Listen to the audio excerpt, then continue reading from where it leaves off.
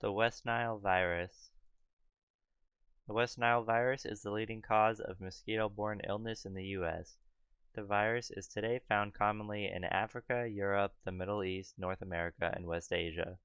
About 1 in 50 people who are infected will develop a severe illness.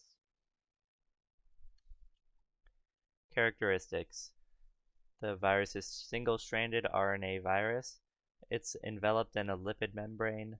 There are diverse strains with varying levels of severity, and it is spiral-shaped.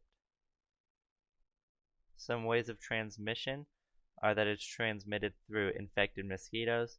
Mosquitoes get the virus from infected birds. The virus is not usually able to be transmitted through person-to-person contact or contact with infected animals.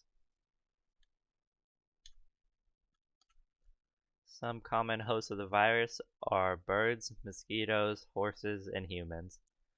Other hosts can be included like small mammals, reptiles, amphibians, but they are mostly just carriers if they do get infected.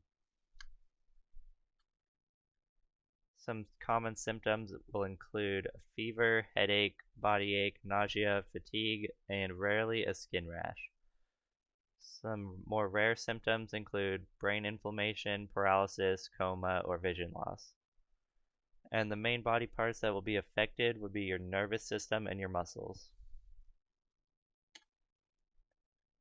For the treatments, there isn't really any real treatment. You can have pain management and vital signs monitored though.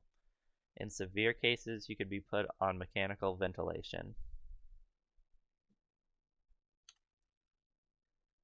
The easiest ways to get diagnosed for this is if you have a blood test done for viral RNA. A spinal fluid analysis can also be done for meningitis cases. The most common way is for a